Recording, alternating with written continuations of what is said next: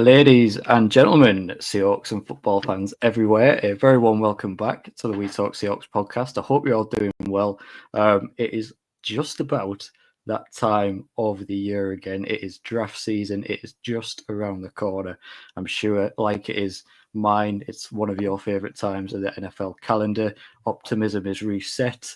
We're looking forward to 10 new, potentially, obviously, if we don't trade any picks, but potentially, as of right now, 10 new young stars joining our Seahawks in the next week or so. So really excited to get into this one. Feels like a really big draft for a number of reasons. As I've touched on there, got plenty of draft capital in this one, especially towards the start of the draft. So hopefully we're going to nail this one and get some really good young blue chip talent coming into our Seahawks and maybe, just maybe, get ourselves back in the playoffs next season. That is the hope. So tonight, that is what is our focus is going to be. We're going to go through all of our picks in the draft, all 10 of them, and just pick out some guys that we would like as our ideal selections, maybe some other options, maybe some sleeper picks in there as well. And just talk all things draft and all things Seahawks strategy in this draft. And like I said, we're going to throw out some names that we'd like at each of our draft selections as well. But as you know by now, if you're a regular listener, I don't do this on my own. I can't do this on my own. I always have my right-hand man with me, Mr. Positive himself. Pez, how are you doing, my friend? I'm good, mate. I'm good. I'm looking forward to talking some draft and, well, if it's anything like our private conversations about players and situations, it should be fun. Yeah. And hopefully we'll get other people in to join in and have their say on who they fancy. So Yeah, 100%. Hopefully it should be a good show. Yeah, hopefully, yeah. We try and make them. We try and make them. We do what we can. We're not experts, we're not professionals, but we do what we can. So I hope you have a laugh. You'll probably disagree with every single one of our picks, but at least you'll know who we're not picking because we very rarely get these right. So at least you'll be able to cross some names off your board because we don't tend to nail this thing. We do every now and then. We hit the nail on one or two, but our strike rate, if it was widely available in the public, I don't think would be ranking quite high on Google. Let's put it that way. But let's not waste any time. We don't like to waste anyone's time around here. So let's just get straight into it. Round 1, pick 18 for the Seahawks as we seemingly always pick in that mid-range of the first round. For the most part, it tends to be where we live in the NFL draft, in the first round, middle of the order. But at 18, there's still a good chance where you're in that kind of territory where, guys that maybe people thought were going to go in the top 10 maybe start sliding, people overdraft certain players. You see it every year. There's players that make it into the middle of the first round and even drop out of the first round that people had as absolute certainties to go high in the first round. So we're in that kind of fun zone where there's a potential for some really interesting players to fall to us. I'm going to start with my ideal pick in this situation, and that is Gray Zabel, the offensive guard / offensive tackle from North Dakota State. That's right, Pez. Pull up that photo. That'll do. Not the greatest quality, but thank my laptop for that. My fucking crap laptop for that. You're welcome. Yes, North Dakota State. I love this player. I love this kid. I think he is a superb fit for what we're trying to do. Thank you very much, Johnny. Glad to see you in here with us as always. I think he's a great fit. I think he's an ideal fit. Just an elite run blocker. Not shabby in the pass either. I just think he's a perfect fit for what we'd want to do on this offense, for what we're going to try and run in this new offensive era now. Clint Kubiak, he's going to want to run the ball. He said that. He's made that fairly clear that we're going to try and run the ball and make that our priority. So for me, if you want to do that, I mean, who better to go and get than Gray Zabel? Now, I don't think this is what we're going to do. I don't think John will do this because he's allergic to drafting interior offensive linemen in the first round. We're all fully aware of that. But if you're talking about an ideal fit that could just come in and just get our running game absolutely firing again, Gray Zabel, I mean, for me, he has the potential to be a real elite guard in the NFL. and when that's your biggest need, which for me, in my opinion, it is. Why if this kid's there at 18, why would you not take him? He's a home run pick. He's an absolute home run pick, slam dunk, turn the card in, and you've got an elite franchise guard for the next 10, 15 years, maybe, who knows. So for me, my ideal pick, my dream pick, is Gray Zabel, and it's not really close. It's a bit of a no-brainer for me. Pez, I don't know about you, thoughts on that one and your own ideal pick? Sorry. Yeah, as you well know, and anyone who's been listening to us long enough, I'm not a big fan of all linemen. So when I see it, it's like, that's fucking boring. But I understand it. I've been trying to get better. I've been reading about the O-line. I can't be bothered watching them because I get too distracted when I try and watch any of them, and I'm like, oh, fucking boring. But I get it. I get it. He would be great, but you said it exactly as what I was thinking as you were talking is John just isn't going to do this. He doesn't like paying them big money, so why the hell would he spend a first rounder on them? It's like, I can't see it. I can't see them doing this. But now the interesting thing is, something going into this, what I wanted to point out is reading a lot of Seahawks social media, different people's opinions. A lot of people keep using the word of, oh, this is the type of guy the Seahawks need. But I feel like them types of people are really going to get crushed when it comes to draft night because they're looking at it from a total wrong perspective. They're not looking at it from what John thinks. And how many times, how many years has it been? We're not drafting for need, we're drafting for best player available. Mm-hmm. How many? Like, for me, I think that kid surely must come into that discussion as well. Best player available, does he not? now, it is interesting because I was going to say the interesting thing about it is he does fall into the category of best player available. Now, I think something I'm starting to learn this off season with John is, for people who've listened to us long enough, I used to bang on about how Pete would basically chat shit in his press conferences and his pressers and bamboozle us all. Well, I think John's quite similar because he keeps on banging on. Like, look at this off season. It's like just a bit of a tangent, as I like to do. Like, Gino's our guy. The offense is going to be centered around DK. It's like the two people they've gone for bat for are out of here. They're done. They're done. They're dusted. And it's like, so do I trust what he comes out with? Is what I'm worried about. So he's like, oh, we're putting all our faith into Clint Kubiak. So if he's putting his faith into Clint Kubiak, this is the slam dunk pick in the first round. Mm-hmm. But then I take myself out of that and I think, well, John doesn't like all linemen. He's proved that because he won't pay the guys. Mike is a defensive man through and through. And to then spin round into who I think or who I'd like in the first round is I'd prefer for interior O-line, there's a couple of guys in the second round who I like. Zabel is really good, but there's a couple of guys in the second round that I like, and I feel like this first round pick could be used for someone else.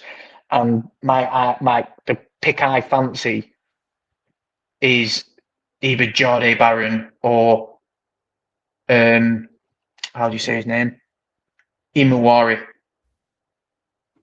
Is it Imuwari? Yeah, that's the way. And they're the two. I've had it since starting mock drafting, everything. Like, them two just stand out to me. Like, obsessed with him. Like Jade Barron, watching him in the playoffs, because like I've been getting more into college football the last couple of years, and I just like the Texas colors, so I've always been quite drawn to them. So I watched them through the playoffs, been watching them this season, and he stands out.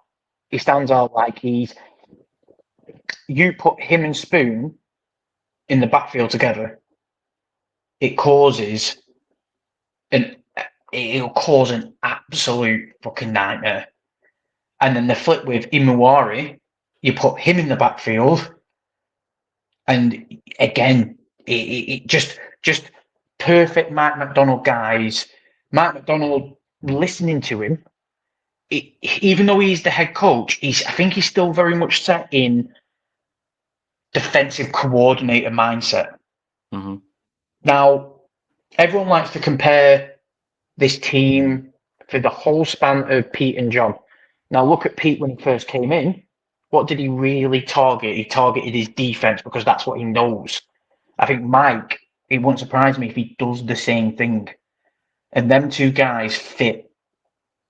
Like, them two guys fit. So, I'd like to see them two drafted, but ideally, like I've told you, all build up to the draft. My ideal thing, and people I spoke to on social media and stuff, or conversations I got myself involved, I really love the trade back. Like, I feel like we're at listening to like podcasts and people who know so much more than what I do. It's like they're talking about teams who are at a point where they have the ability to trade back. Like, it, for example, Zabel.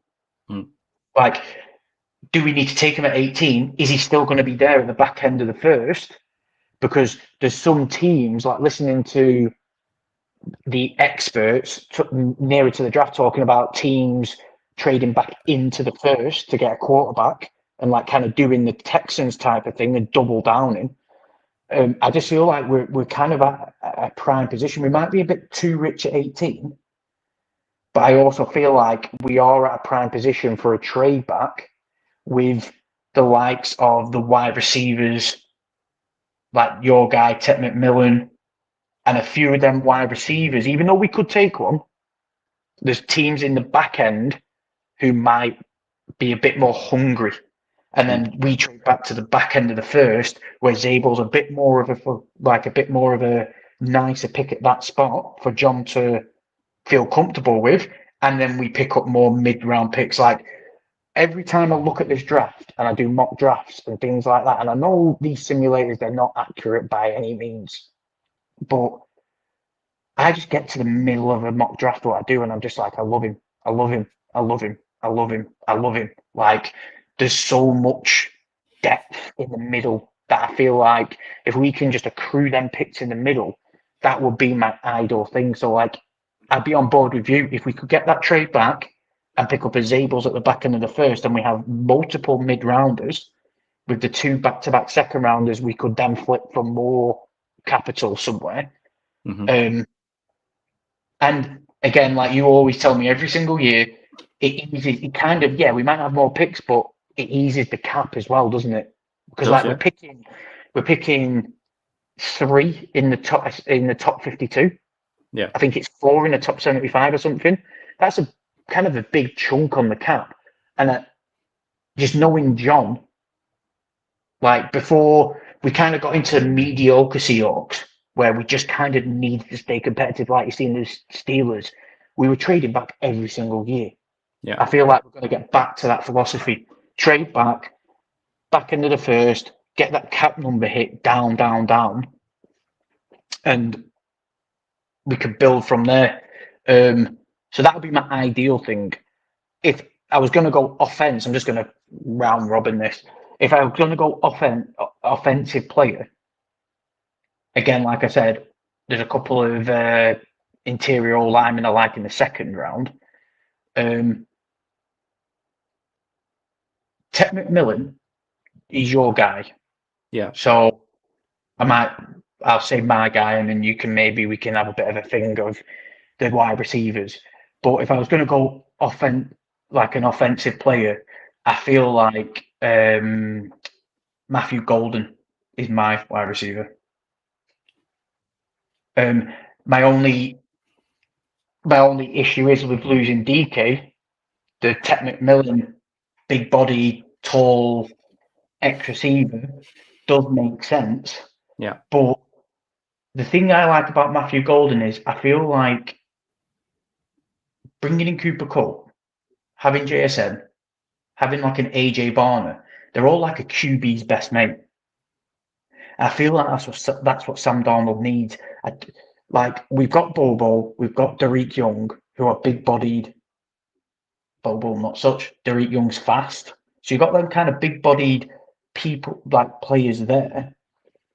I just feel like without knowing how this offensive line goes, I feel more comfortable going into the season with Sam Darnold with QB's best mates, the more slotty, mid, like short to intermediate receivers with the run game, and then every now and again play it into the deep ball, but not necessarily putting too much into an X receiver at 18, who like kind of like the Ted McMillan type of receiver. Because I just don't know. Like that's just my personal opinion. Because Sam Darnold scares me. So for me, Matthew Golden is more like he's a QB's best mate. Like some of the shit he does is again watching him, especially when Isaiah Bond was meant to be the one in Texas, and the Golden just took over. He's not no one's one anymore. That lad, like he's himself around in the foot. But yeah, Matthew Golden, I do like that. I respect that. Well, like you said, I've got this isn't for every pick we've done, but with it being the first round pick, I did have a couple of more kind of next best options, and then one not sleeper pick, but just I wanted to float it out there and just see what you thought and what people's thoughts are. So my other three next best, if we couldn't get Gray Zabel at 18, and by the way, I am totally with you. If we can trade back and still get Gray Zabel, then that's just the absolute dream. But if that doesn't happen, then I'm happy to just take him at 18. But my next best three it would be Ted McMillan, as you said. I did have Nick Emanwari in there as well. I think he's an absolutely perfect Mike McDonald safety that he'd absolutely love. I think he could potentially be the final piece on the secondary puzzle to fit that all together. You've lost Rashawn Jenkins as well, so it does make sense from a safety perspective. And I also had Mike Green out of Marshall. Again, another one who just for me screams like a John Schneider pick. He tends to have a thing for these guys that either come from the smaller schools, these small school prospects that are just an elite prospect. John just has a thing for these guys that just come out of like smaller schools for me. So I can see him being in love with Mike Green. And then my one that I just wanted to float out there and just kind of see what your reaction would be, because it's just been occurring to me. What would the Seahawks do if a Shedeur Sanders falls to 18? What would they do in that situation? Because we've talked months and months ago, right when the draft talk about this draft was starting. A lot of people had him as the number one overall pick ahead of Cam Ward. Last few months, Cam Ward seems to be now the locked in, number one pick going to the Titans. And all of a sudden, I don't know about you, but it just feels like the talk around Shedeur Sanders is just really quieted down. Like, I'm not hearing much about him now. Not to say like he's gone off the radar. Of course, he hasn't gone off the radar, but it felt like a few months back, and at the very start of this process, and at the start of before even like free agency started, just after the Super Bowl, basically when people's minds started thinking towards the draft, it was Shedeur Sanders. Where's he going? What's he said this? Today, what's happening in the world of Shedeur Sanders? It was like a 24/7 update on what he was doing, and now it just kind of feels like he's kind of people aren't that interested in him anymore in terms of like the story and the play. It kind of feels like he's dropped off the interest levels have dropped off a little bit, and now I don't really know where he's going to go. I'm not really sure if he's going to go in the top 10. I'm not sure if he's going to fall outside the top 10. I don't know how teams view him. He's obviously a very polarizing, divisive character. Some teams will love him. Some teams will hate his personality. I think he's admitted that himself. So I just wonder, could we see him maybe fall on draft? Teams are too scared to take him. Teams overthink it. And if he falls to 18, even after signing Sam Darnold, would the Seahawks just think that's too tempting of a name to not turn in on that card at 18? Going from a best player perspective angle, because if Shador reaches his potential in the NFL, you've potentially got an elite, top 5 quarterback in the NFL potentially. If he reaches his absolute potential. So I just wanted to float that out there, just see what your kind of reactions to that would be. I wouldn't be chuffed, by the way. I don't think Sanders would be a great fit for us, but I just wonder if that would be a tempting selection for the Seahawks if he is there at 18. The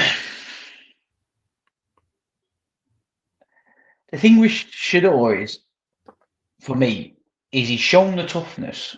So yeah, you look at it and go, oh well, yeah, we can't get no line together, so he doesn't mind getting battered.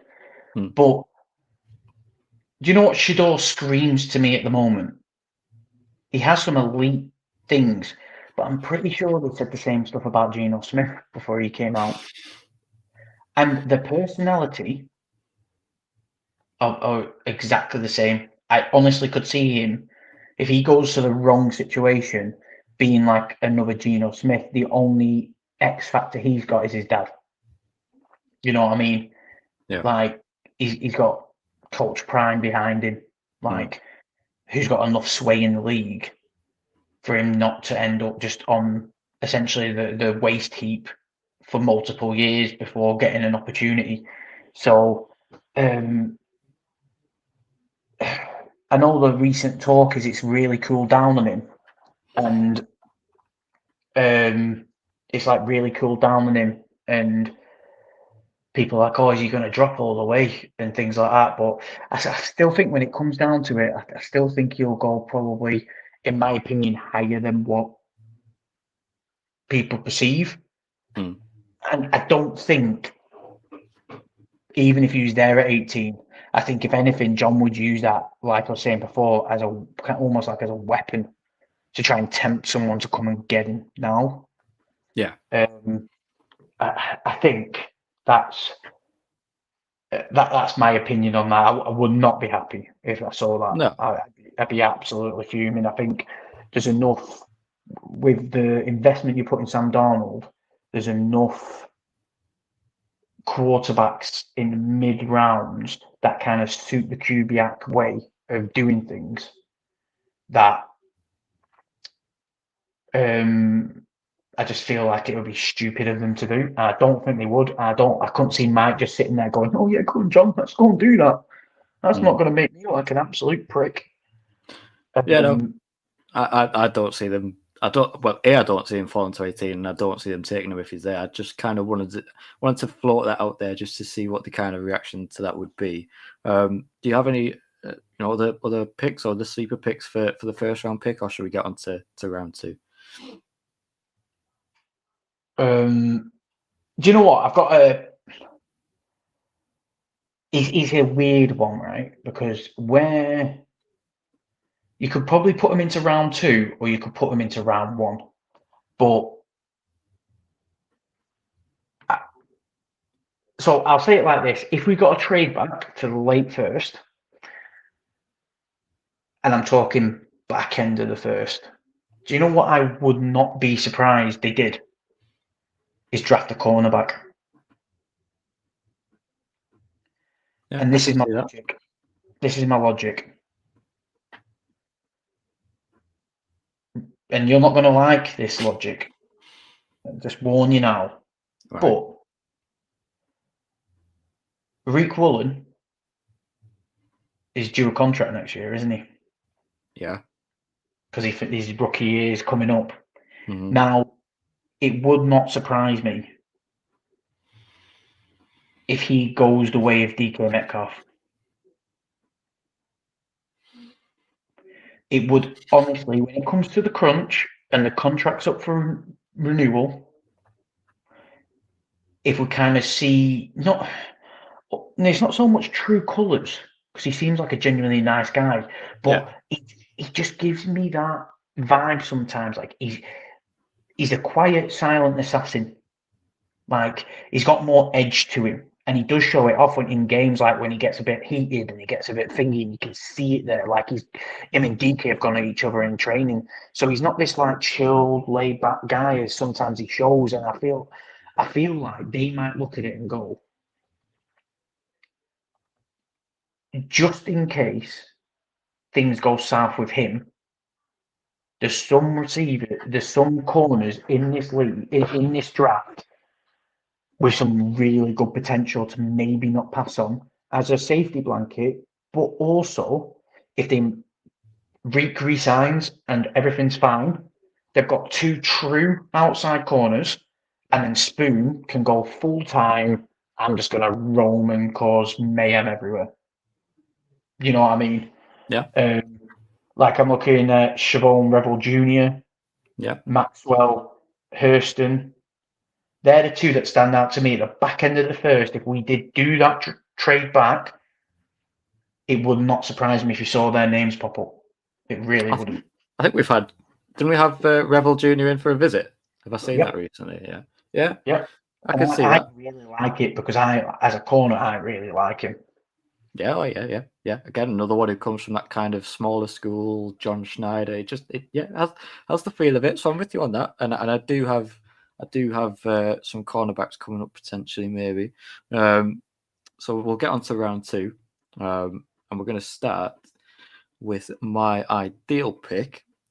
Picks 50 and 52, by the way, if anyone was wondering. So I've kind of grouped these 2 together because if we're picking here, then 50 and 52, there's not a big gap. You know, it doesn't really matter who you get, 50 or 52. So for me, the first one, let's call it pick 50. I would quite like to see us take Kyle McCord, quarterback out of Syracuse. I think he would be a very, very good selection at this stage. I think he's. I kind of have a point guard sort of label on Kyle McCord. He kind of fits that point guard of a quarterback for me. He's not athletic, so he's not going to get out on the move and get on the run and throw it on the run. Not saying he can't do that, but that's not his. It's not his bread and butter. It's not what he makes his money from, and what he will make his money from. But he is one of the very best pocket passing quarterbacks in this class. I think there's certain traits of his game that you could argue makes him the best pocket passing quarterback in this class. I think he's just a really good technician, really sound, very a good fit in the right scheme. I think he'll work well in a kind of play action scheme that we'll be hoping to run as well, a bit more with Clint Kubiak now. I think he'll be happy to play that role in that kind of scheme. He can throw a deep ball. He's got a good arm. I just think he ticks a lot of very, very sound fundamental boxes for me.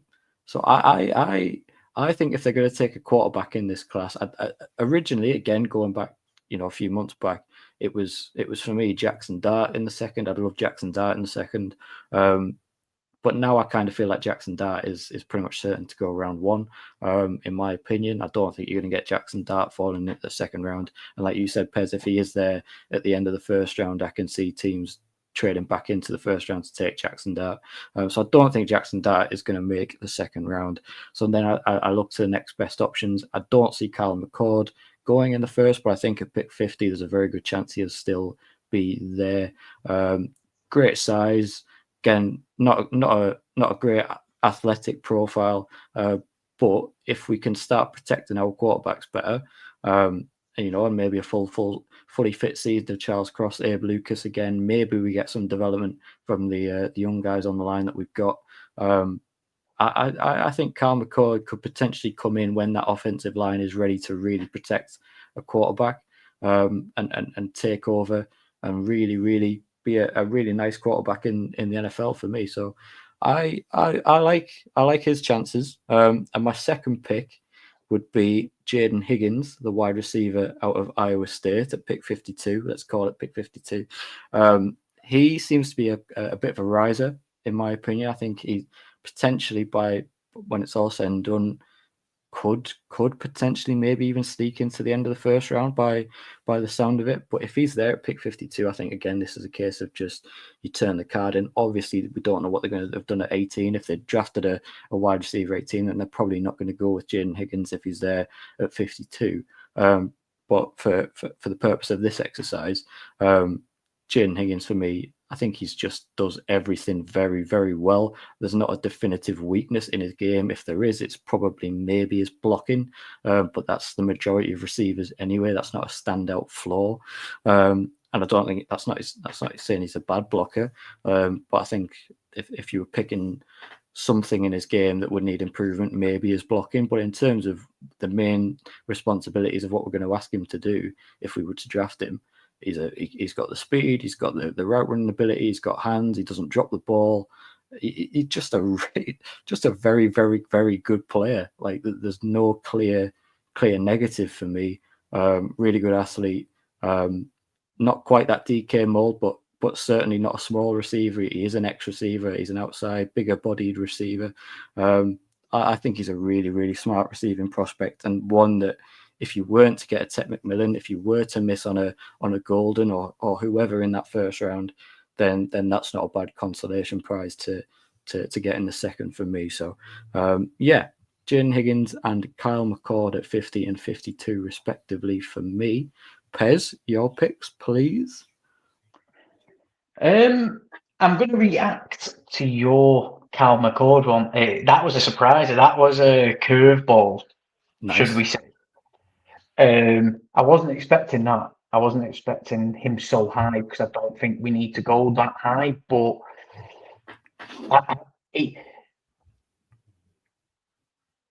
the thing for me with this draft, what concerns me is because the QBs are so wildly sporadic, I'm concerned that if we are actually in play for a QB, we're either going to jump too high on the wrong one. There's just so much uncertainty that I don't feel comfortable. The only quarterback that I'd be comfortable in the second round in drafting out of all of them except for, let's say, the top kind of consensus top three is Milnrow, solely because of the traits. I had a joke with someone online, and they were talking about Milnrow's come to visit the Seahawks, and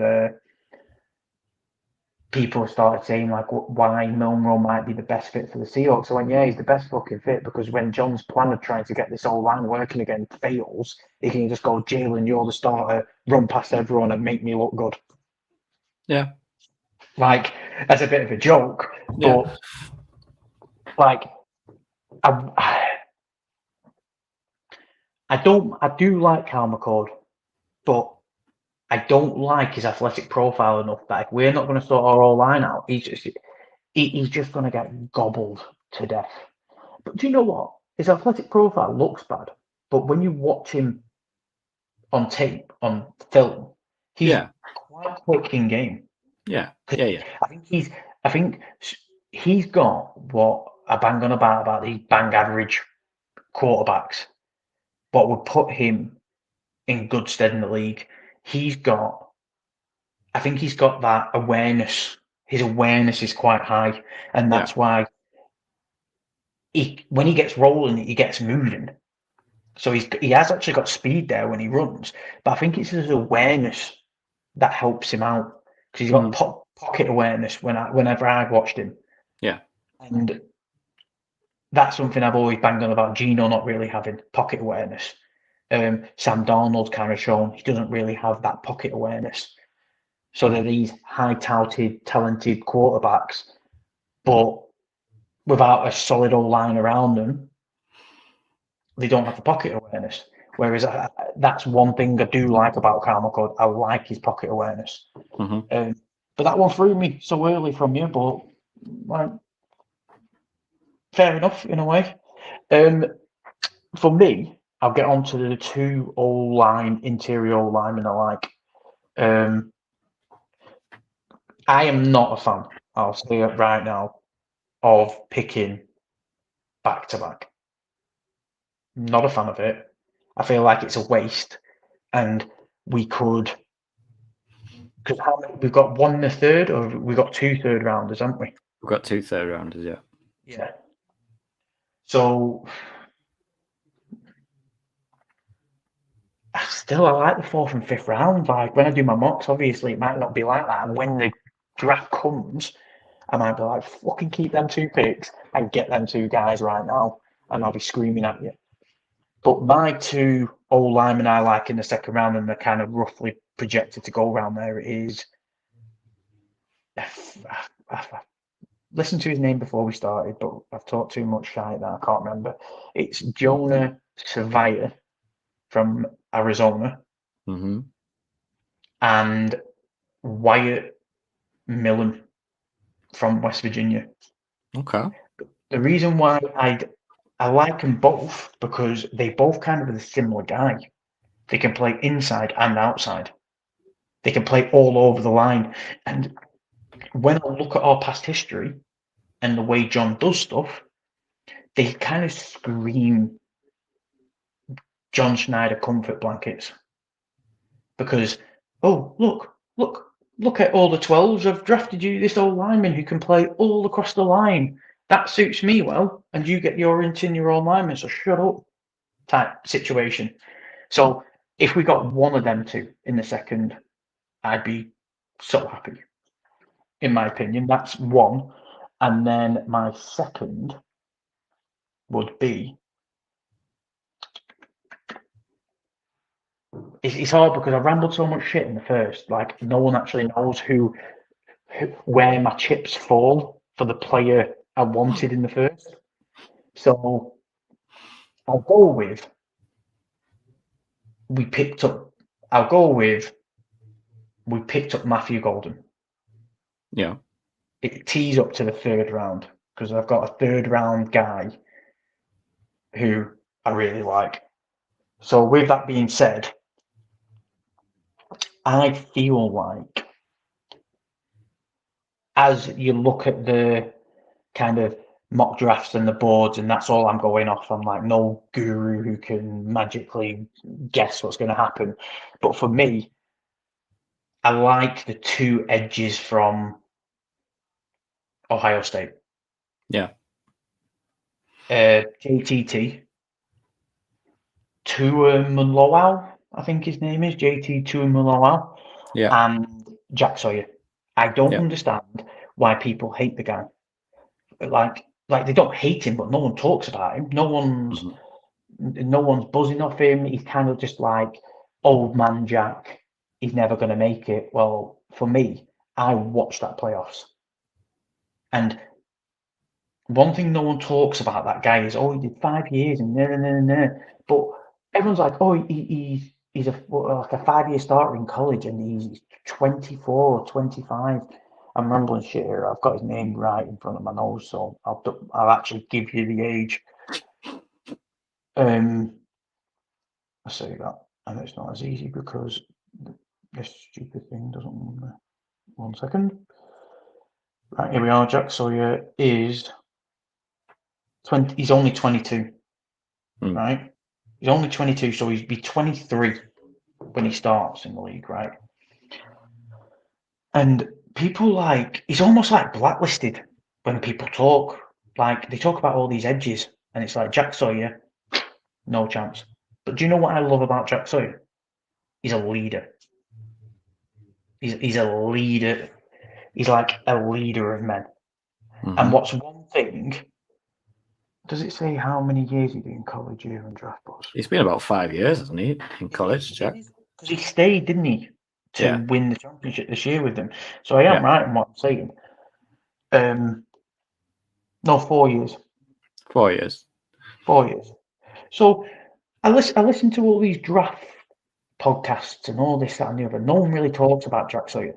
They talk about all these buzzy names, Ezeroku, and all these buzz names that are coming up. And he's just there. And do you know what's the funny thing about it? Whoever gets Jack Sawyer, and I'll say it right now to you and the one person watching, whoever gets him, they will be the happiest team come the end of next season. Because he's experienced and he's a leader of men. He's a leader of men. What does Mike McDonald love? Leaders of Leaders, men. communicators. Mm-hmm. And he is an animal. He dissects offenses. I know college and the NFL, they're two different things, but I don't care. If you've got it, you've got it. And in the biggest moment in his college career, in the playoffs, he just was the leader, dominating everyone he came up against. Yeah. But no, not spoke about. No one talks about him. Funnily enough, I actually had him down and I crossed him out and replaced him for someone else on my next best. So I am in agreement with you, but he didn't quite make my next best picks. My next best picks would be at this position / sleeper picks. Jalen Noel out of Iowa State as well, wide receiver. So if you can't get Jaden Higgins, go and get his best mate, who I think is very much in the realm of a Tyler Lockett replacement. I think he does a lot of the same things that Tyler Lockett did very well. Very good route runner, very good at finding just weak spots in the zone coverage and just getting open. I think he's very, very intelligent player like that, very similar to Lockett in many ways for me. And then comes my first cornerback suggestion, which is Trey Amos out of Ole Miss. Very, very athletic cornerback. Very good in the press man coverage, but can also play off coverage as well. And I think, as you've said, I don't think it's going to be. I can't see us coming out of round 3 without a cornerback picked in cornerback. That's a new position. Cornerback picked. I think we'll definitely take one in our first 5 picks. So I think Trey Amos out of Ole Miss is a decent shout. Might be a decent fit for us. Haven't watched loads of his film, but what I can see about him online and his draft profile, a lot of it jumps off the page for me at this round. So that would be my 2 next best picks. Pez, I don't know if you've got any. I like your Noel pick. I think that's a great one, and he's not really been spoke about, but I feel like if he came, I would not be surprised because of his returning ability. Has got very good return ability, right? If you look at what the Seahawks have done this off-season so far, they've been signing a lot of wide receivers who are return specialists. Mm-hmm. So he has that element to his game that could really attract the Seahawks to go in and get him. Amos, I don't think he's going to be there. For me, I don't think he's going to be there by that point. Probably not, no. I really don't. And do you know what? I'll put it out there, and it hurts my soul. It really hurts my soul. But Ken's amazing. I never want this to happen. But his injuries, like his soft tissue, his availability, has become a highlight since he's been with the Seahawks. And if you're in the second round and you're staring down Travion Henderson or Judkins, and your offense who wants to get back to playing behind the run game, are they not too tempting? Especially if the rumors are true that the Raiders are knocking on the door, going, "Give us Ken, give us Ken." Because let's say in a hypothetical world, I've heard I've read people rumoring that the Patriots are going to shock everyone and take Genty at 4, and that happened, and the Raiders don't get Genty. Like, if he's there in the second round, if they're there in the second round, is it not too tempting to say, "There's Ken, we're going to start fresh"? I think it would be, yeah. If it did happen at draft recap, I would lose my fucking mind. Just want that to be known. I'd lose my shit. But it is a possibility as a bit of a curveball sleeper. Oh yeah, I can see that. I can see that definitely. I had and then another one for me. I don't think this is going to happen anymore because he's been invited to the draft.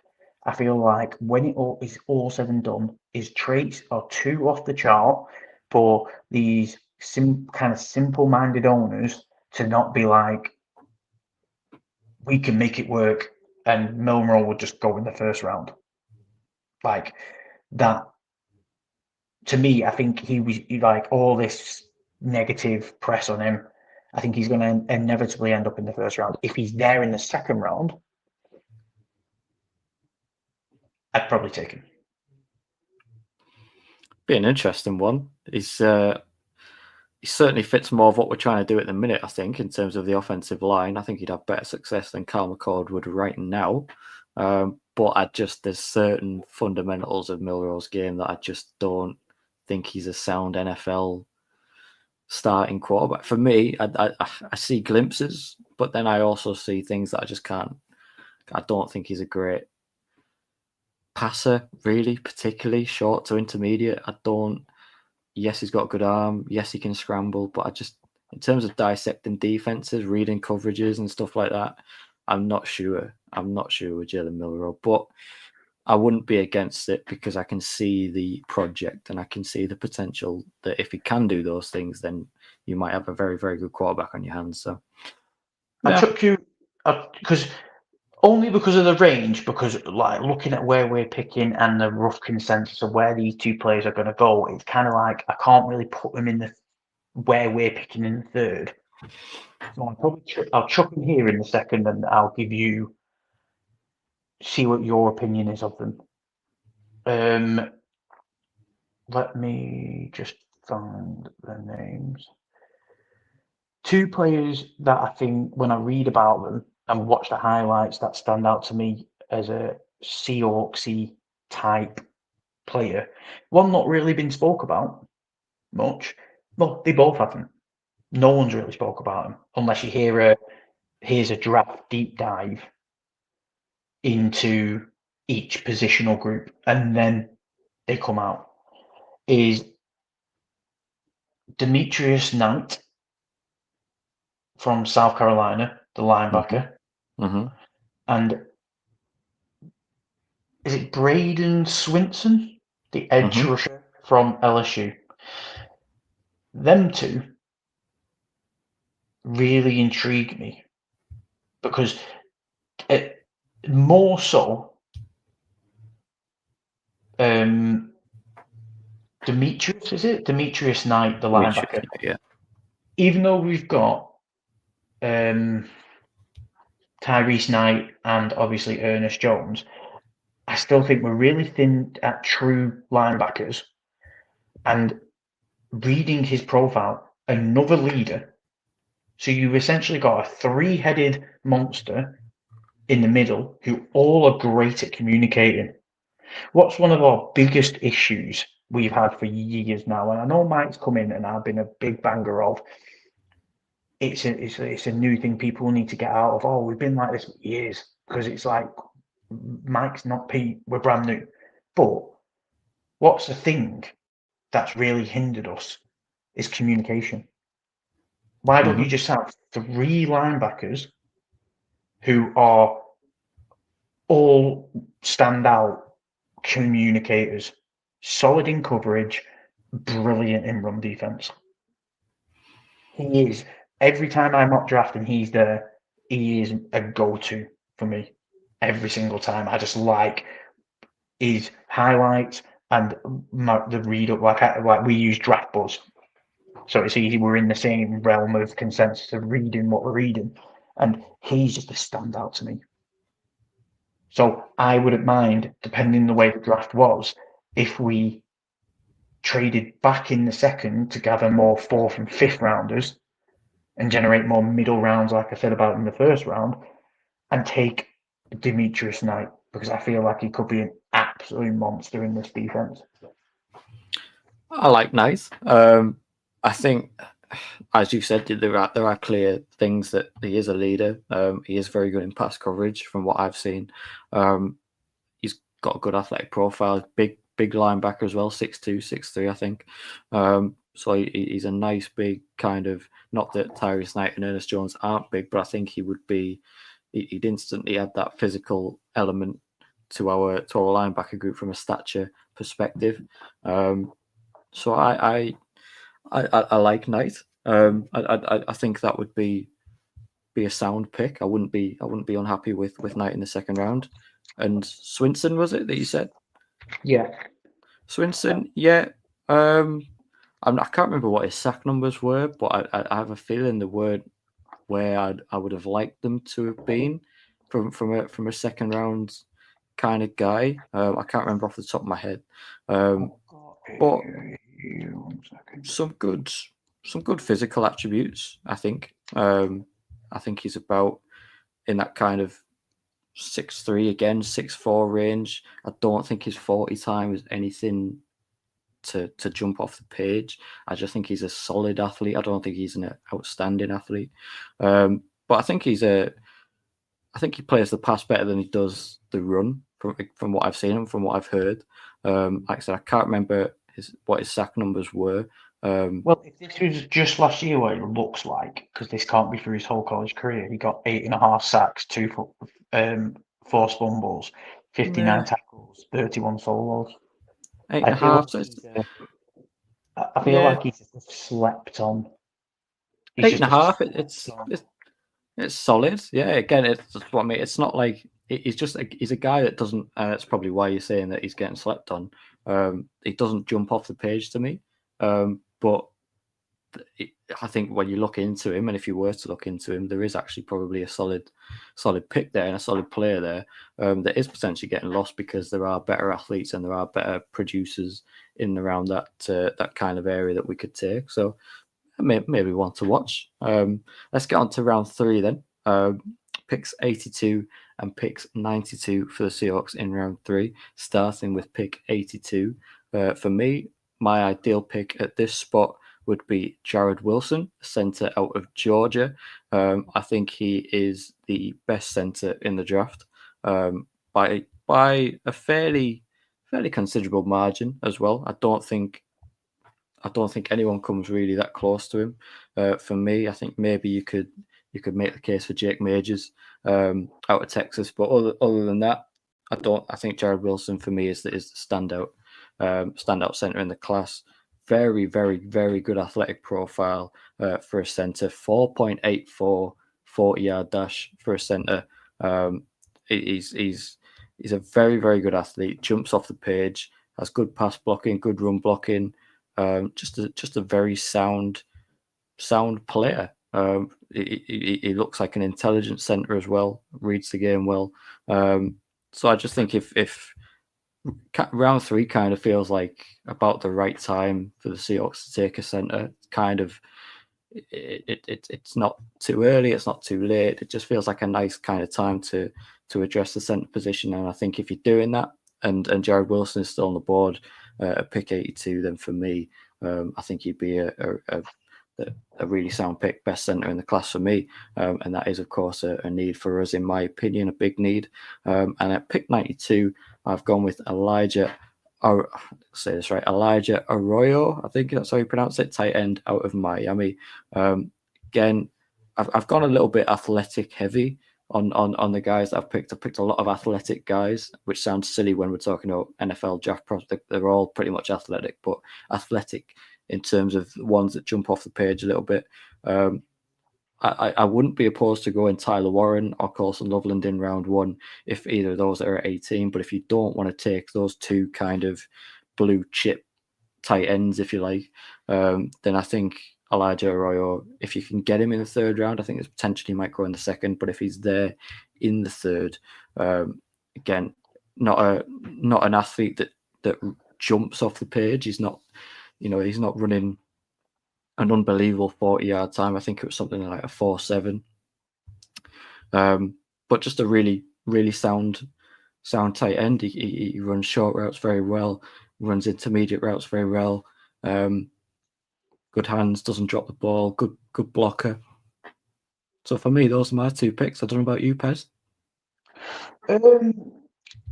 Well, I kind of got a sneak peek on Arroyo, and I was wondering where you were going to put him. I just don't think he's going to be there at the 3rd round. I don't think he's going to still be there in the 3rd. So we might need a bit of draft gymnastics going on where we do a couple of trades and get ourselves in the right position to jump on him. But two sound picks. I do like Jared Wilson. I feel like they will.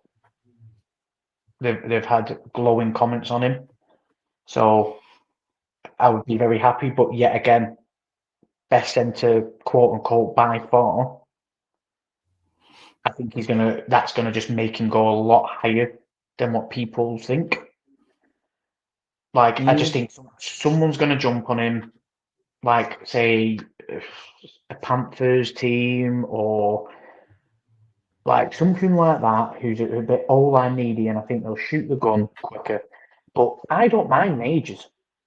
Like I said, like, don't get me wrong, I like myself a Longhorn, so I watched him a lot of last season, and he was pretty solid. I feel like he could be a very slept on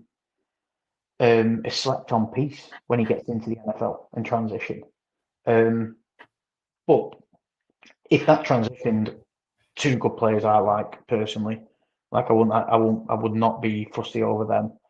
In the third round, when I do a lot of my mocks and I look at it and I look who's there like consistently, because I'm just looking now and like I use the NFL mock draft data simulator. That seems to be quite good to the consensus. And I was just getting to where our rough picks are and looking at who they've got in that range. And Wyatt Millen, who I said in the second round, who's been round that range pretty much all pre-draft, has dropped all the way down to 81. That would be like a fucking wet dream for me if we could get him in the third, and then that frees up our second rounds for like them, other guys we spoke about. That would be amazing. But with that being said, I've said what I've said. So for me, I look at a bit like my first one, why I said Matthew Golden going offense in the first round, like, or shake the hand. First round is trade back Zabels. We both get what we want. We're happy bunnies on the first dive draft. And I said that as well with Golden because Andrew and Boot. Oh, fucking! I always fuck his name up.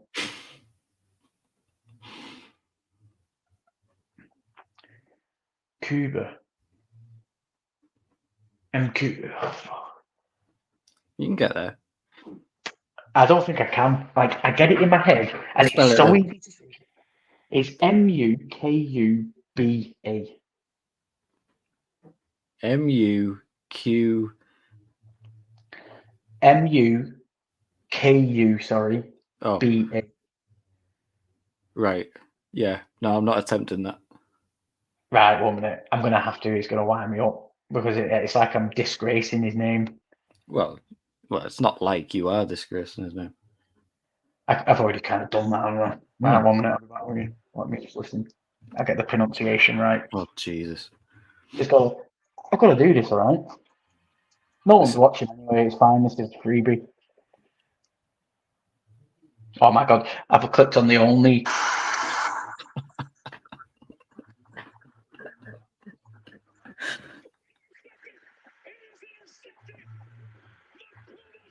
Mukuba. We're back. We're bloody back. I thought you got an advert or something. That's why I was laughing. I didn't get a fucking advert. Mate. Oh, God. Love it. This is where we're going to be golden live. Because we don't give a fuck. Yeah, so Andrew Mukuba is like, for me, like, obviously, Jade Barron and Imuwari are studs. Are they going to be there at 18? Potentially. The way people are talking, they could potentially be there. I don't think they will, though. And then, like you said, like, in a way, do we need them? So for me, I think Andrew Makuba is such a slept-on safety. He's like instinctual. He's got great instincts. He flies around and he hits hard. He's almost like Cam Chancellor, just no regard for his body whatsoever. A 4.45 is 40, and then a 1.53 10-yard split. Pretty I good. think, like, you just look at his report, and it's like QB rating when targeted 38.7, run defense 84, but coverage, zone, man press is like 99 percentile. Like, I watch him and I just think, I need a bit of that. I need a bit of him in my life. And in the third round, I think he's a fucking steal. I think he's a grade A steal. So that would be my first pick as soon as the third round. If he's still knocking around, it's like, yeah, boom, give it me straight away. My second pick would be, because we kind of covered the wide receivers early. I feel like, because of our current situation, I feel like every single round, you kind of got to cover a wide receiver. But I cover him in the other guys. Like, for me, with my other pick, I'd look at interior defensive line. And the guys who are like kind of quote unquote round that area, Joshua Farmer, I'll just rattle them off as a bundle because it's like I take any of these really. Joshua Farmer, Shamir Turner from Texas A&M, and I think the one that intrigues me the most out of a lot of them, but I don't think he kind of he plays the nose, is Omarion Norman Lott from Tennessee. Not bad. Don't mind him. I feel like he'd be a monster, but we played Byron Murphy in like that nose role a bit too much last year, and he needs to get out of that for me. I'll quickly just find, because obviously, as I always do, I'm not really well prepared. I just kind of fucking swing it as I'm going. No, it is Norman Lott who's the nose tackle. Sorry. Yeah. He's nose tackle / DT, meaning that'll free Byron Murphy up. Why do I feel like I'm butchering that? It's Byron Murphy, isn't it? Yeah. Yeah, sound. Like, just look at Norman Lott. I said I'd bundle them up, but Norman Lott's the guy I want. Like, broad jump, 40, vert. The one that was piss poor was his bench, but I'm not really asked about that, to be quite honest. It looks that piss poor that something must have gone wrong. He's the one in the third that I'd be like kind of most intrigued about, other than Alfred Collins dropping. But I think Alfred Collins is going to go higher than what people project him to go. Because what he's projected late second, yeah. So potentially, maybe with a slide, but Alfred Collins is an absolute monster in the middle. Played with my because I looked at him and I thought he'd be brilliant to pick up because he played with Byron Murphy for a couple of years. So they have that chemistry, and Leo Williams has been in the league that long and played with different guys. I feel like that gelling process in the interior would be so much quicker. And Arthur Collins is a fucking monster. 6'6", 332 pounds. He ran a 4.95 40, what's 82 percentile. He's got good arms. Hands are a bit average. His vert and broad weren't great, but I don't fucking care. Big ass bastard. Big ass bastard. Like it. Big ass. We like big ass bastards.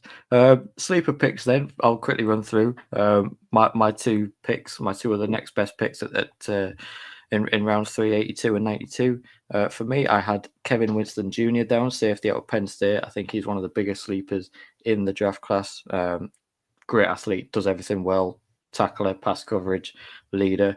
I think he's got the full package. I'm not really sure why he's being overlooked as much as he is, or as much as it feels. But I think if he's there in round 3, would be very happy if that is the name on the card as well. And my second one that I wouldn't be too fussed if we picked up either as well is Smail Mondon Jr., linebacker out of Georgia. That a good? That's a good finger. Yeah, that's a good one. Very, very good athlete, very good tackler, very good in pass coverage, can play the run as well. Again, another one who just ticks a lot of boxes, and for me, feels like it's getting lost a little bit in the process. So those are my 2 sleepers / next best picks. Any more from you, Pez, in that round, or should we get to the 4th? Yes, I do. Sorry, I know. Obviously, we've been on for an hour and 6 minutes. We're only in the 4th round. For me, I've got one of your guys. What I'm surprised you've not mentioned. As I try and remove this, so you've got Jalen Royals, wide receiver. You've got Savion Williams, wide receiver, around that range. They intrigue me. In the 3rd round, Kevin Winston Jr. Completely agree with that. Kyle Williams, another guy who's thingy. Corner, Jacob Parrish. Yeah, I like Parrish. Yeah, from Kansas State, the corner. This is what I mean as I throw my phone across the room. You just read the names off and you're like, love it, love it, love it. Because then you go to Ashton Gillott from Louisville, the edge. Mm-hmm. Bit of an animal. Cal Kennard, edge. Denzel Burke, like them. That There's a 3rd lot of round depth. for me. Yeah, that 3rd round for me. Give me as many as you can, and I'll chuck in. I feel here I'd be happy taking a tight end, Terence Ferguson. Terence Ferguson.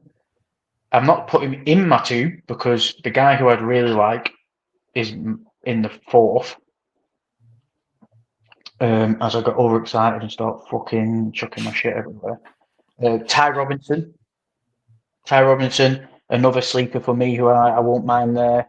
Do you know what? I'll chuck it in here because we've got a significant gap, and this is where I want to fill this gap. So I'll just chuck them in there quickly because I feel like they're more to the 3rd than they are the 4th. Gunnar Helm and Chris Paul Jr. at linebacker. Chris Paul Jr. is like Demetrius Knight for me. Like, you could wait if you're confident that everyone's sleeping on Chris Paul Jr. Get Chris Paul Jr. and you just fucking giggling when you put him into a Mike McDonald's defense with them 2 standout linebackers already. You really do.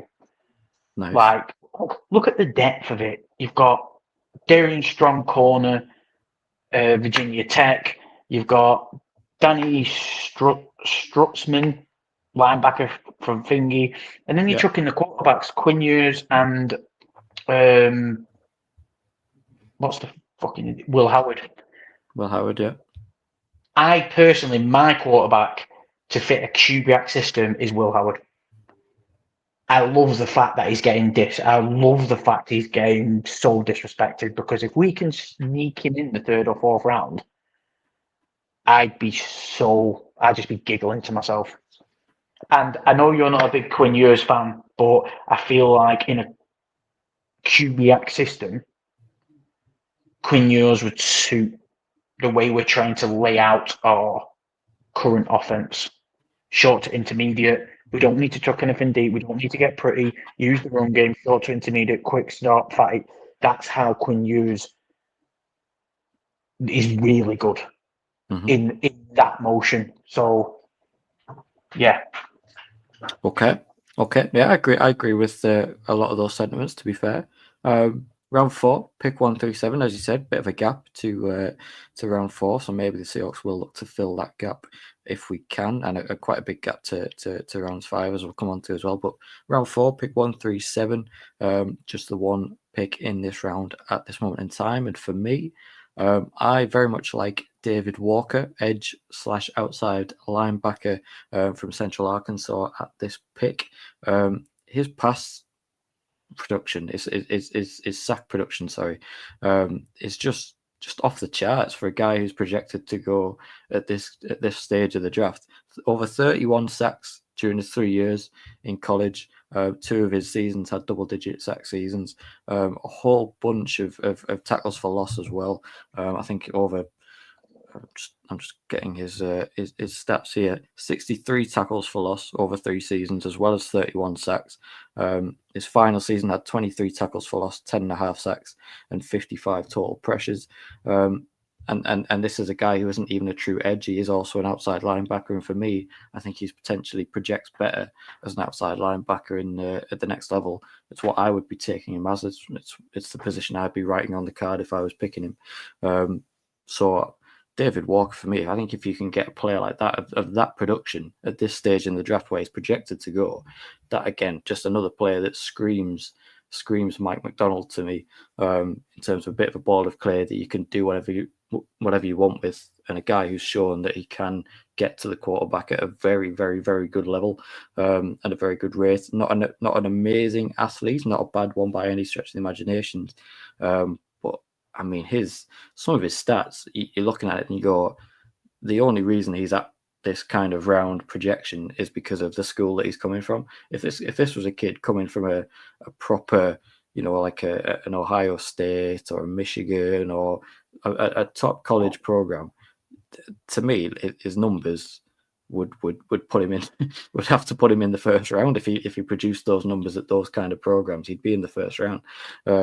So yes, you can argue the competition he might have been playing isn't as good, but I think you can afford to take that risk in round 4. Yeah. You froze.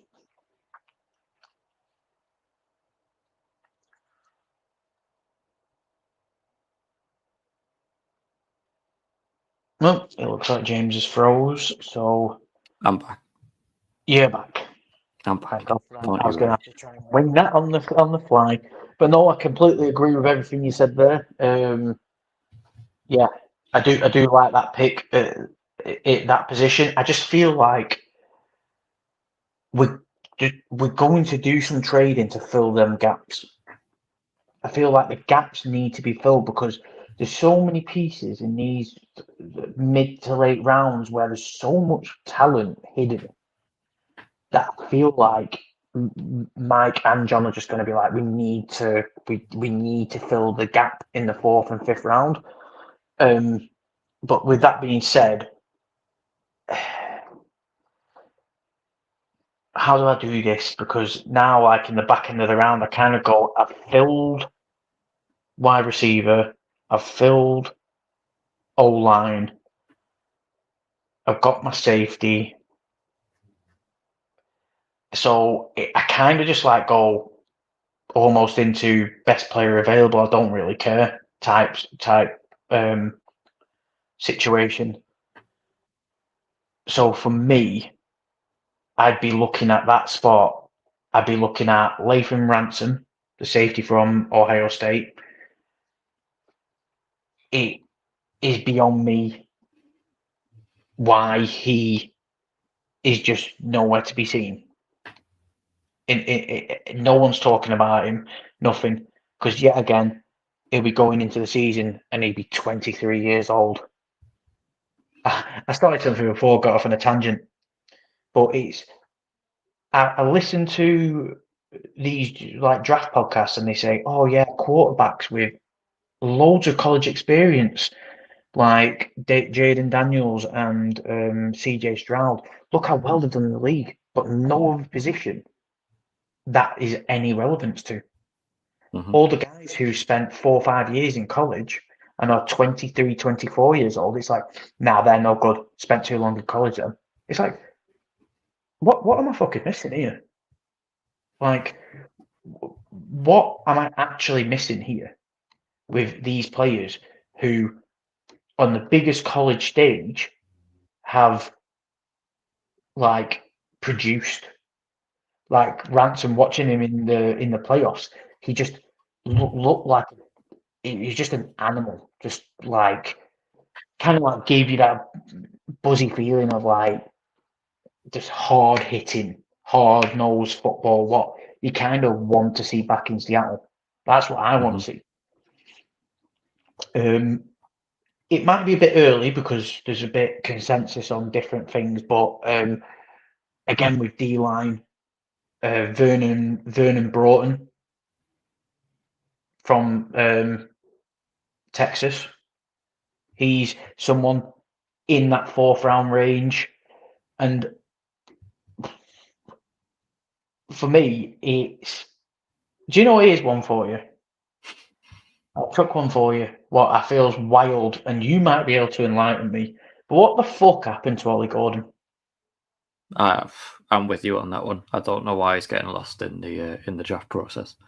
He was Maybe it's just meant. the running back value, but I don't know. Honestly, I did a Google search of his name to make sure he's coming out in the draft. I did everything I possibly could. And I just don't get it. He will be 21 for the most of his rookie year. The stats he put up in college are just like, so I kind of get it because his first year at Oklahoma State didn't really do anything. Second year went absolutely fucking berserk. 21 touchdowns, 1,732 yards. Everyone's like, wow. Then last year, 880 touchdowns, still 13 touchdowns. Should I tell you? But Oklahoma State sucked ass. They were fucking terrible. And now he's like a pariah. Like he's like a fucking pariah. Height, weight, arms, like high, span, high. He's a dual threat running back. His 40 time shocked me. He didn't run at a great time. But I just look at it, mate, and I just think, come to the 4th round. Like, why the fuck not? Yeah, I agree. Like, why not? It's so hard because we love Ken and Sharps. We love the combination. We love the potential of what them two can do together. So you don't want to like rock the apple cart in a sense. But you get to the 4th round where you start kind of darts are starting to get thrown, and especially in this draft, there's shit everywhere to be had. Like you look at it, like I just look at it in the 4th round. Me and my mock draft, I've already got like fucking about 5 4th rounders because I've traded back so much. But in this for this, another one I took out for you. What I do look at with like the need of O line is Dylan Fairchild. Dylan Fairchild and who's the other guy? Who is another interior guy, and is it Tate Ratledge? They're roughly. Is it Tate Ratledge? No, I feel like yeah, but no, Tate Ratledge. I think aimed to go higher. It might be Miles Fraser, but I do like the read on them too. So I do think to myself, like in the 4th round, to like appease the we need fucking every round to have a fucking O lineman. Why not double dip and go and take a Fairchild, someone who's on a winning program on one of the top schools with some of the top coaching, who would be more like NFL ready. Yeah, I see that. My sleeper pick, my next best pick, I wonder if they take him if he's on the board here. Maybe Riley Leonard, quarterback out of Notre Dame, sorry. I wonder if he's a potential option on the cards in round 4 potentially. I think he does a lot of the fundamentals pretty well. Again, nothing hugely jumps off the cards, but I think, like you just said, in this kind of stage of the draft, if they haven't already taken a quarterback, why not? Why not just take him and see if you can develop him into a decent quarterback ready to take over from Sam Darnold in a few years' time? I think there's potential for him to be able to do that in the right system, and I think our system could cultivate a good version of Riley Leonard, in the NFL. So I think that he's a decent dart throw in round 4, quarterbacks wise. Have you got any others that you like to mention, or should we get to round 5?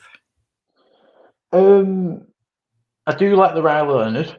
I feel like he's probably still jumping a bit, a bit early because he's not really been spoke about. But I feel like when I read about him and I watched him in the playoffs, I feel like he's not getting enough respect for what he's capable of doing.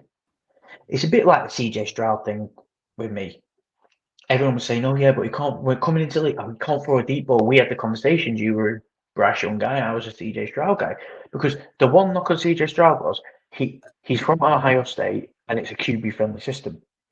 But then he won the semi final game against Georgia. The kicker lost them that game. He literally dominated that second half, but everyone slept on it. So I look at Ryan Leonard, and everyone going into the playoffs said, "Oh yeah, but the thing is with Ryan Leonard, he can't throw the football. Like he can't throw it over like mixed distances. He can't throw a deep ball. He can't do this, can't do that." Got us into the playoffs, and he's dicing shit up all over the place. But again, boom, nothing. No one gives a fuck about him. So I just feel like I'd love to pick up a Ryan Leonard, and we spoke about him at the very beginning, and I said that. Not to fucking harp on as much as I have harped on, like fucking everyone's gone to bed. The D lineman, is it Peoples, the one who does a bit of everything from Virginia Tech, or is it? No, Yeah, I think so. Is it not? It's not. It's JJ Pegasus or whatever from Ole Miss. What I'm thinking of. Here's one for you: wide receiver again for every single round, especially after his poor combine. Xavier Restrepo.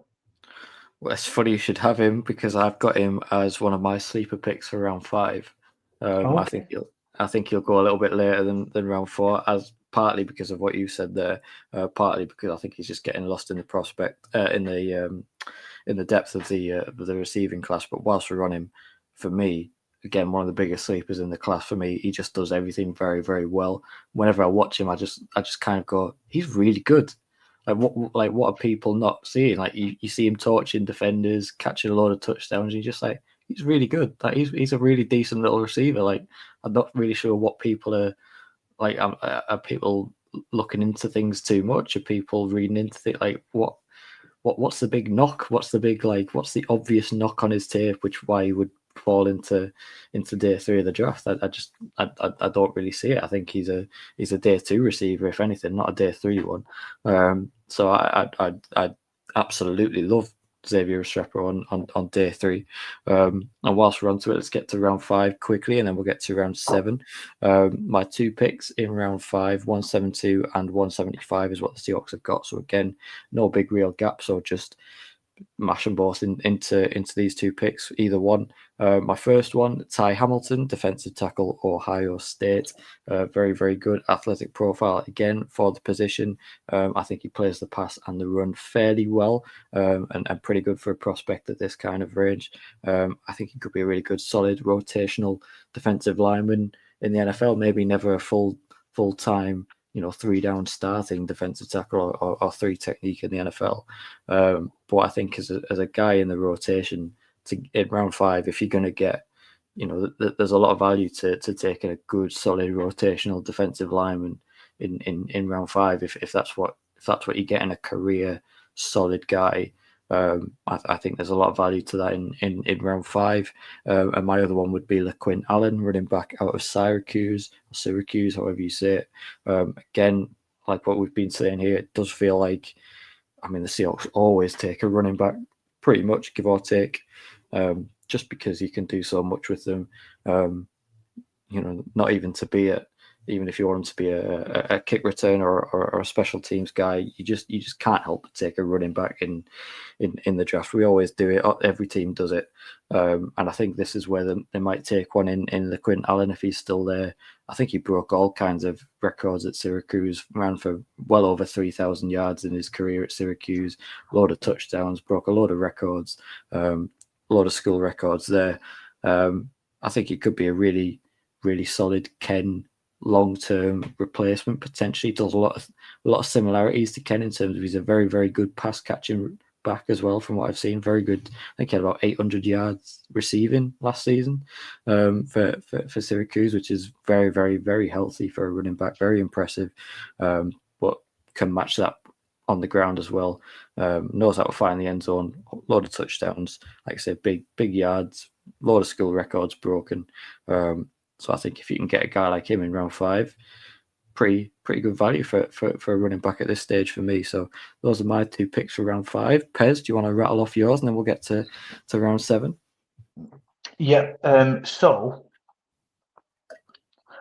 just using my mock draft, what I've been using, I feel like some of these might go a little bit higher, but if we want to like kind of get a nice rotation on the edge, Q Robinson from Alabama.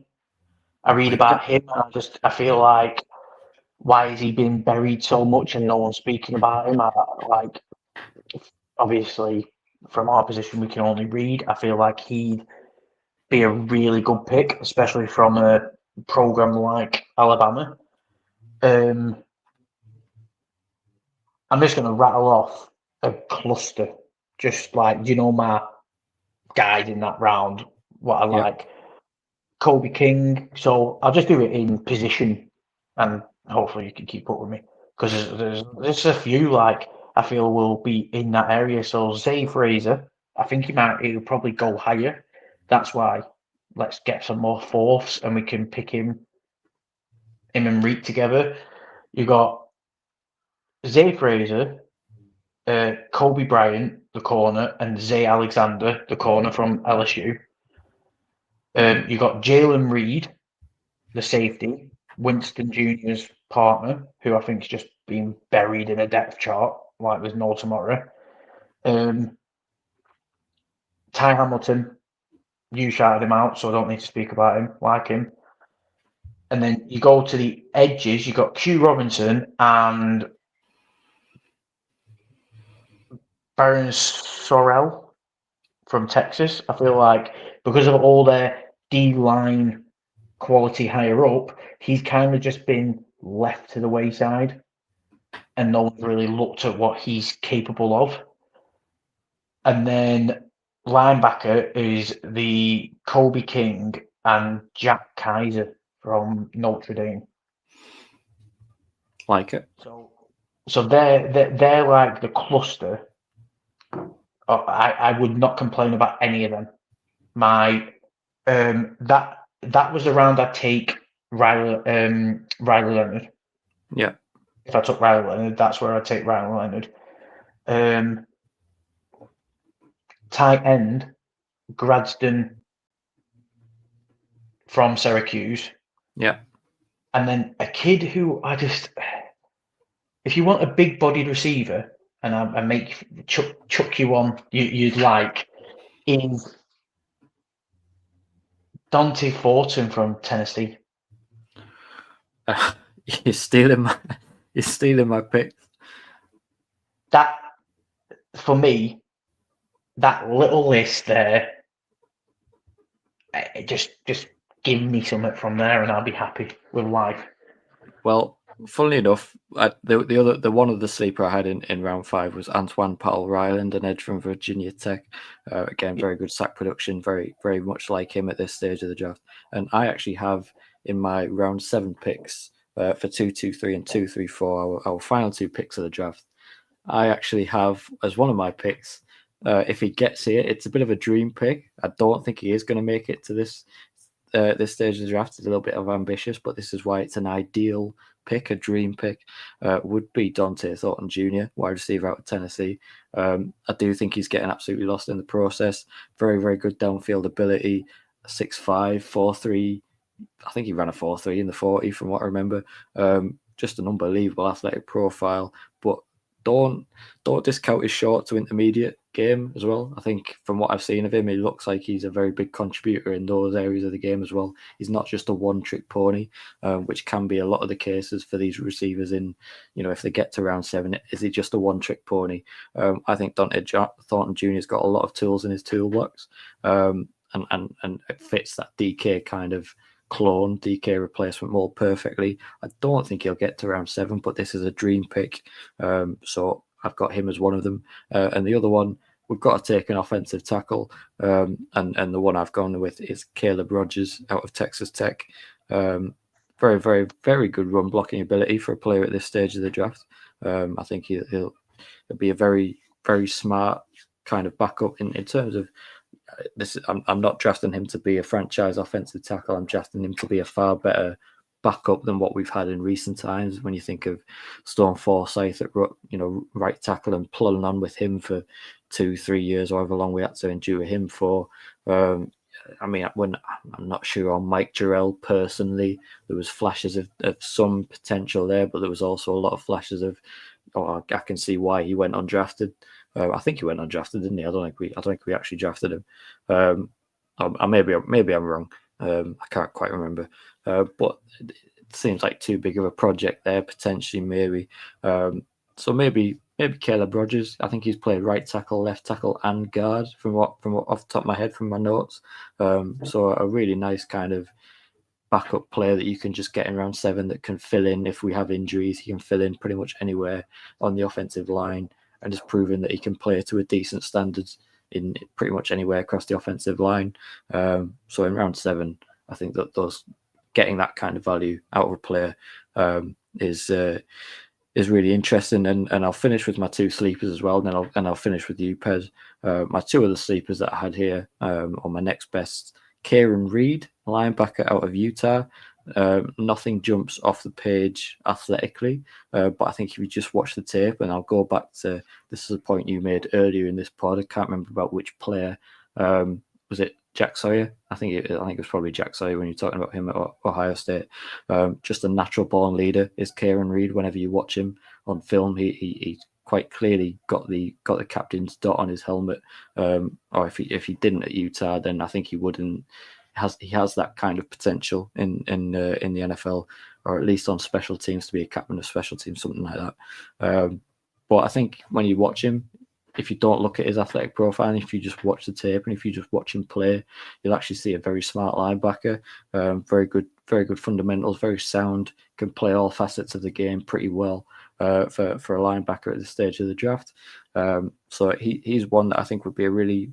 We always seem to do well finding later round linebackers from in recent times. I think Kieran Reed could potentially be another one. And the other one I had was Marcus Yarns, running back out of Delaware. Again, just because we do always take a running back. I think he's got a lot of good traits that you look for at a running back in this stage of the draft. Again, you're kind of just looking for, has he got one very good trait that we could potentially work with? And for me, Marcus Yarns has that in terms of his contact balance. He runs through tacklers very, very well. He's quick as well, to be fair to him. He's not a slow back. But I think his contact balance and the way he runs through tackles very, very rarely goes down on first contact. And I just think he'd be a smart kind of nasty weapon to add to our backfield at this stage of the draft. That can be a nice little gadget player, maybe can be a fullback. And just do a few things for us in Clint Kubiak's offense. Just be a little ball of play. You never know. They're boom or bust, these kind of guys at this stage of the draft. It's a dart throw. And those are the guys I've gone with in round 7. So Pez, I'll hand over to you to finish off our draft. I'll try and be as quick as I can. I just love it. I just look at everything. I just think so much. So for me, I feel like the 7th round. So I'm going to give a shout out. This isn't really a pick, but just because he's got the same surname as me, Tyler Barron from Miami U. Let's bring him in just so I can get a Seahawks Proper jersey. Barrett jersey, yeah. Yeah, without a thingy. Without like it being one of them weird things where I've got my name on the back end of the jersey. There's just I look at these names and like when I go through my mock drafts, I like look at these names. I look at the team and I'm thinking, why isn't that Ohio State defensive player projected to go so late? This is a wet dream, and this will be a fucking wet dream because I don't understand why the hell he's down here. But he's projected to be this low. Cody Simon, linebacker for Ohio State. I don't get it. Because along with Jack Sawyer, that man is a leader of men. He is a leader of men. He controls through the whole playoffs. He was the guy, sideline to sideline speed, like just watching him. I don't need to like rattle stats off this late in the game. I don't need to fucking go into any of that. Just watch him play football. Like so, on my mock draft simulator, he's in the wasteland. On DraftBuzz, he's the 12th ranked linebacker. Like 40, not bad. 81 percentile. Everything else, it doesn't scream great. But it don't for me, it doesn't matter about traits. It really doesn't. Just watch him. It's like Jack Sawyer. It's like just watch the man play. Oh right, he might not have the right height for that position. It's like just watch the man play.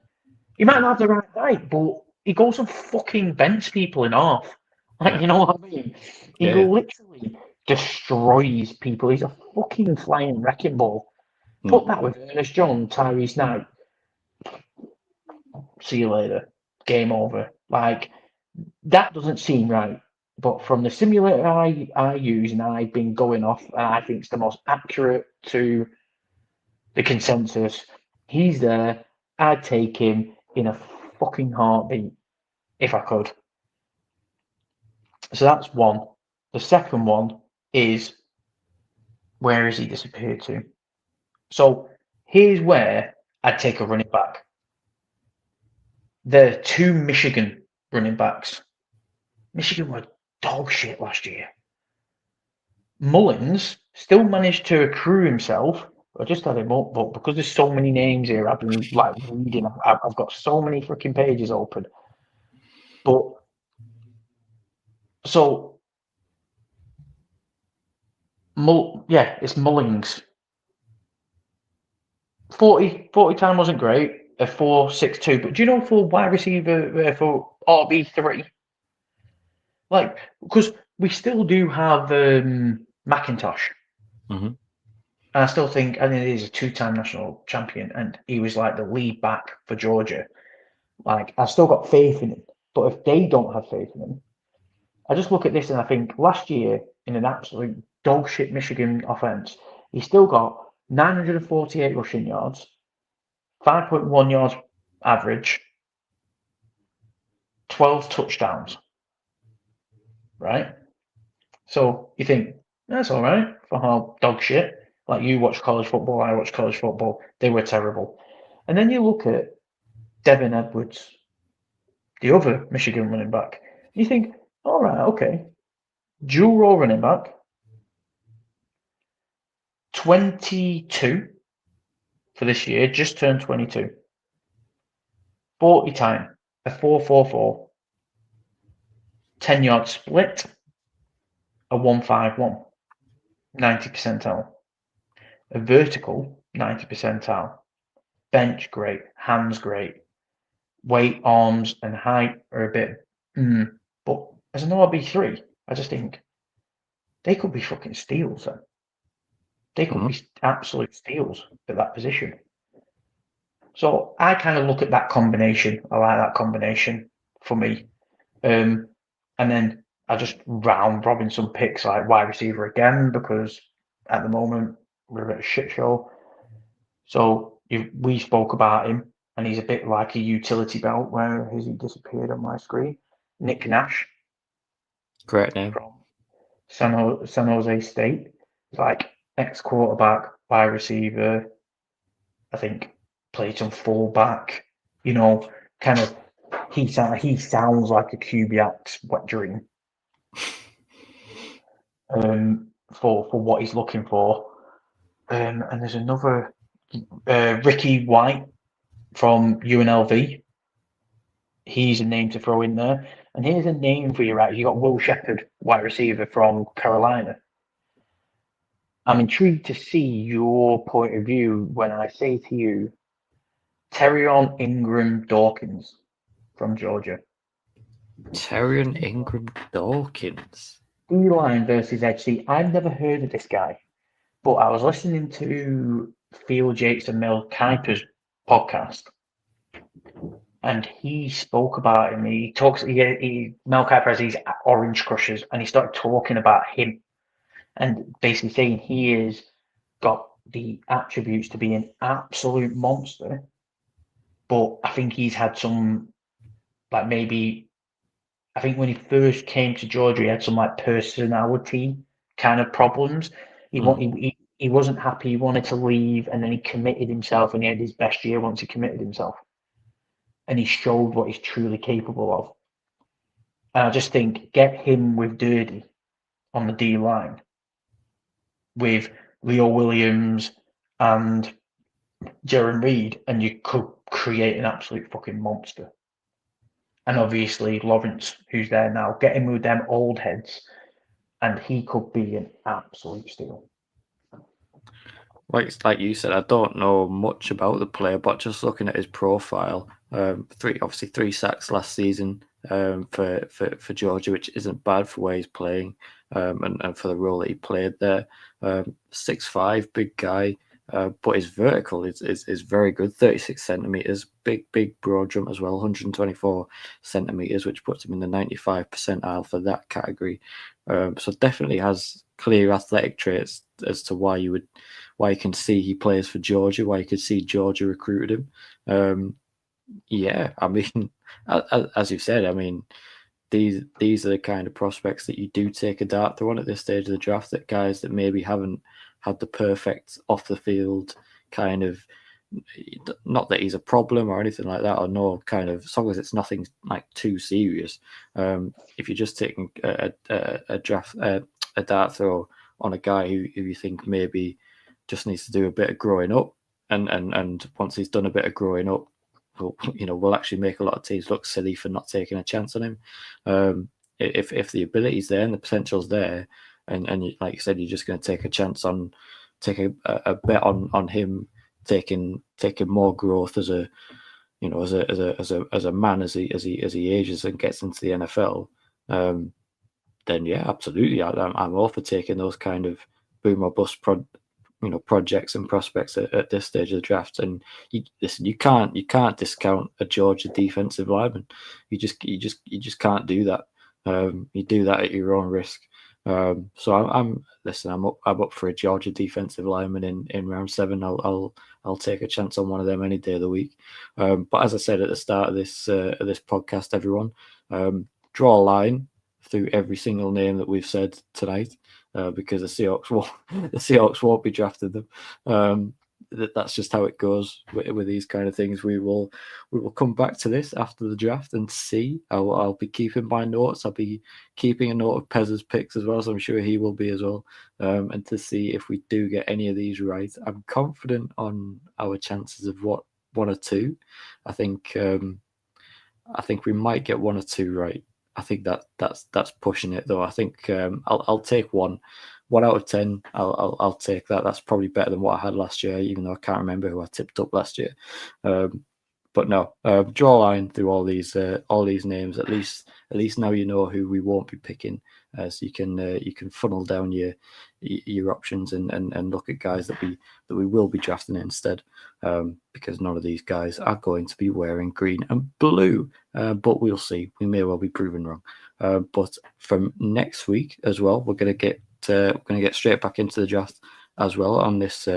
It's the only thing worth talking about at this time of the year. We're going to be doing a live mock draft at some point soon before the draft with a load of other people, myself and Pez, picking for the Seahawks, and we're going to get a load of other people in to draft for their other teams as well. So that's going to be really fun to see how that plays out. See if we draft any of these guys tonight that we've talked about. So I can't wait to get into that with everyone next week. That's going to be really fun. And then obviously the draft will happen. We may do one or two things during the draft. And then once the draft is concluded, we'll be back on, I'm sure, to talk all about our, at this moment in time, 10 new Seahawks that will be arriving in the Pacific Northwest. And again, that'll be hugely fun to go through all the guys that we've picked and pick them out one by one. They'll probably all get their own separate little podcast, I would imagine, depending on how much time we've got. And we've never got too much time to talk about these draft prospects. So yeah, lots coming your way during this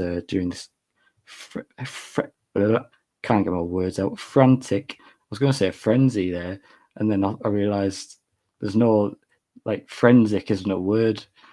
So then I went back to frantic, and then I'd committed to frenzy, so I just couldn't get my words out there. Frantic draft period that we're in at the minute, but really exciting. Can't wait to talk all about it once it's all said and done.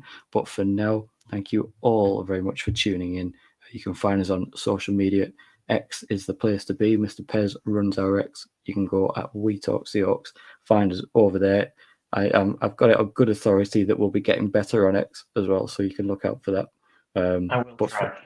You'll try. That's all we can ask, mate. But for now, stay tuned and go Hawks. Go Hawks.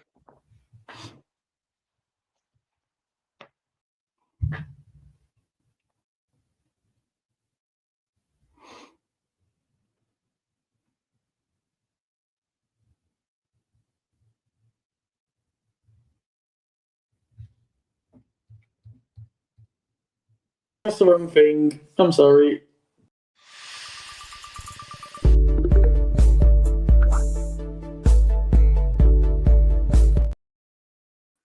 Oh.